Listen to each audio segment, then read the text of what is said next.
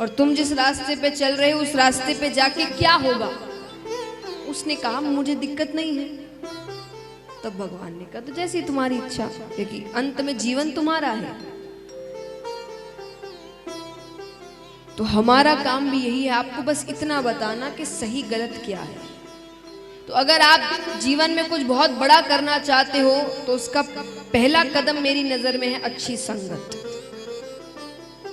क्योंकि देखिए भगवान को शायद हम पर इतना भरोसा नहीं था, इसलिए भगवान ने सब कुछ करके दिया है। संगत में कई लोग आते हैं, परिवार इत्यादि, तो भगवान ने सब कुछ दिया। परिवार हमारे हाथ में नहीं है कि कौन से माता पिता मिलते हैं आपको, भाई बहन कैसे मिलते हैं, हमारे हाथ में नहीं है। हम सफर भी देखिए, अब कितना भी अपने मन से कर लो, बातें तो यही कही जाती है कि जोड़ियां तो ऊपर से बनकर आती है। जो लिखा है वो तो मिलेगा, दुख लिखा है तो किसी के साथ भी जाओ दुख ही मिलेगा, और सुख लिखा है तो किसी के साथ भी जाओ सुख ही मिलेगा। तो ये बातें कही गई है कि जोड़ियां ऊपर से बनकर आती। तो चलिए ये भी हमारे हाथ में नहीं हुआ। अंत में कौन सा रिश्ता बचता है? दोस्त। सिर्फ दोस्त ऐसे हैं जिनको हम देख परख कर चुनते हैं, सिर्फ अकेले दोस्तों को। बाकी सबका इंतजाम भगवान ने करके रखा है। तो ऊपर जाओगे भगवान कहेंगे एक तो काम दिया था मैंने तुमको, सिर्फ एक काम, तुमने वो भी ढंग का नहीं किया। अच्छा लगेगा? एक काम दिया भगवान ने, हमने वो भी अच्छे से नहीं किया। एक मित्र तो हमको भगवान ने बस ढूंढने बोले थे, हमने वो भी अच्छे नहीं ढूंढे। और फिर भगवान से कहेंगे कि भाई हमारे जीवन में कुछ अच्छा नहीं हुआ, तो भगवान कहेंगे जिन लोगों के बीच रह रहे हो वही अच्छे नहीं है। तो जीवन में अब एक बात बताइए, अगर आप ऐसे लोगों के बीच रह रहे हैं जिनके जीवन का मूल मंत्र ही है कि मजे करना, एक ही तो जीवन है, आराम करो, घूमो फिरो, तो फिर वही होगा। क्योंकि घूमना फिरना कब तक करोगे? जब तक पिता पैसे दे पा रहे हैं, जब उनके पैसे खत्म तब। क्योंकि जिस समय तुमको मेहनत करनी चाहिए तब तो तुम पैसे उड़ा रहे थे। फिर जब खुद के पैसे उड़ाने का समय आता है, क्योंकि समय तो भगवान वो भी देंगे, भगवान कहते हैं अच्छे से कमाओगे तो एक उम्र आएगी जब तुम भी अपने पैसे उड़ाओगे। कहते हैं कि पिता के पैसों पर क्या घमंड करना,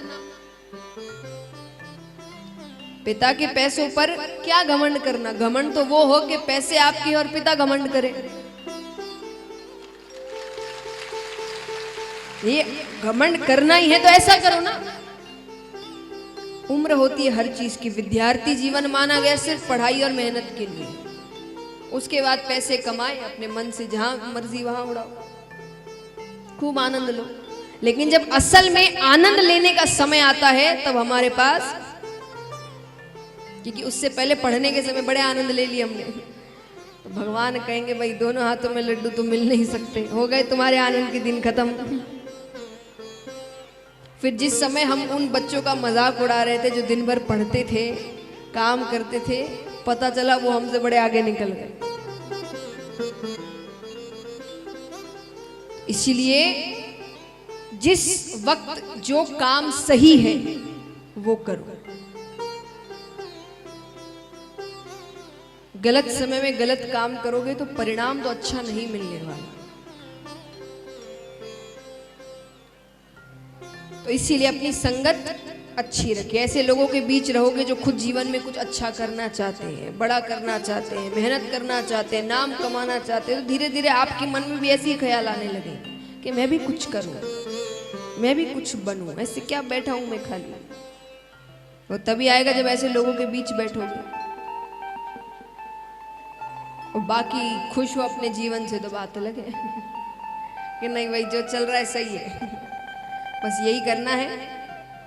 पैदा हुए, थोड़ा बहुत काम किया, शादी की, बच्चे पैदा किए, बूढ़े हो गए, मर गए, अच्छा जीवन है, ऐसे जियो।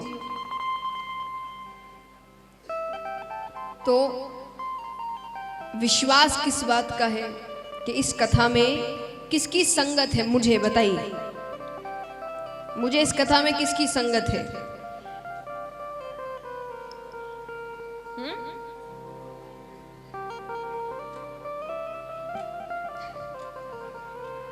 बताइए, मेरी संगत किसकी है? मेरे सबसे पास कौन है? मैं दिन भर 7 दिन किसकी बातें कर रही होंगी? मेरी संगत कौन है? भगवान। भगवान की लीलाएं, उनकी बातें। तो विश्वास क्या है कि अगर ये साथ है तो सब काम भले ही भले होंगे, यानी कथा अच्छी ही अच्छी होगी। तो यही विश्वास लेकर बैठी हूं। तो प्रार्थना यही है कि अगर 7 दिनों में कोई बात अच्छी ना लगे, आपको बुरी लग जाए, तो घर का बालक समझकर क्षमादान दे दीजिएगा, क्योंकि घर के बच्चे कैसी भी भाषा बोले अच्छे ही लगते हैं।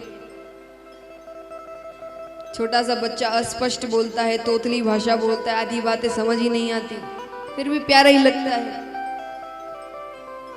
कि जो बालक कह तोतरी बाता, सुनहि मुदित मन पितु अरु माता। तो वही प्रार्थना आप सभी से है, क्योंकि भगवान की कृपा हो जाए तो बड़े से बड़ा काम भी आसानी से हो जाता है। आइए भागवत जी के पहले श्लोक में ही, अच्छा एक बात, आपने ये कथा कई बार सुनी होगी, फिर भी कईयों को नहीं लगेगी, क्योंकि पिछली बार जब सुनी तब ध्यान से नहीं सुनी। यहां ऐसा नहीं चलेगा। जैसे हम बच्चों को ट्यूशन में भेजते हैं ना, तो ट्यूशन में पहले तो पढ़ाया जाता है, फिर वो पढ़ाई भूल ना जाए उसके लिए होमवर्क दिया जाता है। तो अब ये आपका 7 दिन का ट्यूशन है,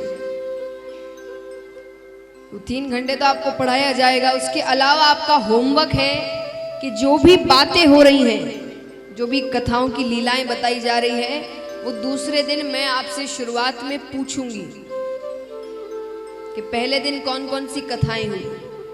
और जब तक आप सभी कथाओं के बारे में नहीं बताएंगे, तब तक उस दिन की कथा आरंभ नहीं होगी। तो मतलब आपको ध्यान से सुनना पड़ेगा, घर जाकर रिवीजन भी करना पड़ेगा। तो अब जिस प्रसंग में हम प्रवेश कर रहे हैं, आज ज्ञान की बातें ज्यादा है, तो थोड़ा आपको ध्यान से सुनना पड़ेगा। उत्सव ये सब कल से शुरू होंगे, कल से हर दिन आपके लिए विशेष आकर्षण है, उत्सव है, लेकिन आज ज्ञान की बातें हैं। तो सुनिए सभी ध्यान से। आइए, जिस प्रसंग में हम प्रवेश कर रहे हैं उसको कहते हैं श्रीमद् भागवत का महत्तम। क्या कहते हैं? महत्तम यानी महत्व। क्या महत्व है इसकी, महिमा क्या है? पहला श्लोक सुनते हैं। सच्चिदानंद रूपाय विश्वोत्पत्त्यादि हेतवे तापत्रय विनाशाय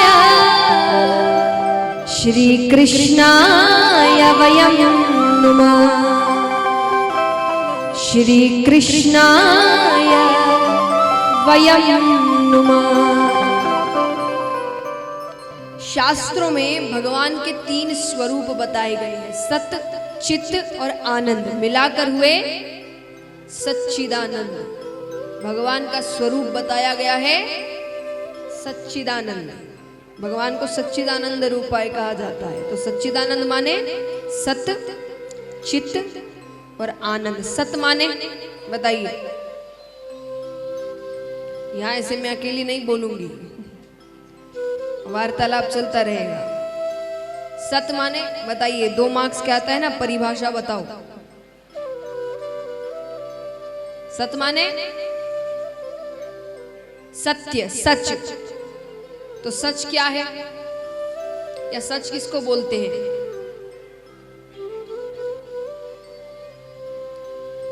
ऐसे मिलिए नंबर आपको। सच माने सत्य। अरे नहीं, ताली बजा।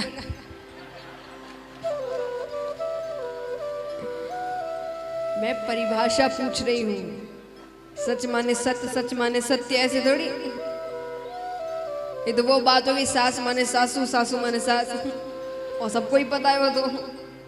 सच की परिभाषा क्या है? कोई बात सच है कैसे मानते हैं? जो कभी बदलता नहीं, अडिग रहता है, वो सत्य होता है। झूठ हर वक्त बदलते रहता है, परिस्थिति अनुसार, समय अनुसार, व्यक्ति अनुसार। इसीलिए कहते हैं एक झूठ को छुपाने के लिए 100 झूठ बोलने पड़ते। क्यों बोलने पड़ते? क्योंकि वो बदलते रहेगा। परिस्थिति, समय, हर व्यक्ति को एक ही झूठ बोल भी नहीं सकते। लेकिन सच कभी बदलता नहीं, वो हर वक्त एक ही रहता है। जैसे उदाहरण, आप, हम जन्म लेते हैं, छोटे से बच्चे हैं तब भी हम ही हैं। बड़े हुए स्वभाव बदल गया, शरीर बदल गया, लेकिन हम तो हम ही रहे। आप तो कोई और नहीं बन जाएगा। जवानी आ गई और स्वभाव बदल गया, रूप बदल गया, हरकतें बदल गई, घर बदल गया, फिर भी हम तो हम ही रहे। बुढ़ापा आ गया, झुर्रियां पड़ गई, लेकिन फिर भी हम तो मर भी गए। उसके बाद भी जो मरा है उसका वो तो वही है, वो बदला तो नहीं। तो सच कभी, बाकी चीजें बदल रही है, शरीर, स्वभाव, घर, परिस्थिति सब बदलता है, लेकिन हम कभी, तो सच कभी बदलता नहीं। तो इस दुनिया में ऐसा कौन है जो कभी बदलता नहीं? बताइए। भगवान। भगवान कभी, आप और हम यहां नहीं थे तब भी वे थे, आप और हम यहां हैं तब भी वे हैं, और आप और हम यहां से चले जाएंगे तब भी वे रहेंगे। वो कभी बदलते नहीं। तो आश्रय किसका लेना? जो बदले ना। अरे जो बदल जाए, आपको धोखा दे दे, उसका आश्रय लेकर क्या होगा? ये रिश्ते नाते सब धोखा दे देते हैं। कोई अपना नहीं है। यह वहम है हमारा, वो हमारा अपना है, वो हमारा ऐसा है, कोई नहीं है।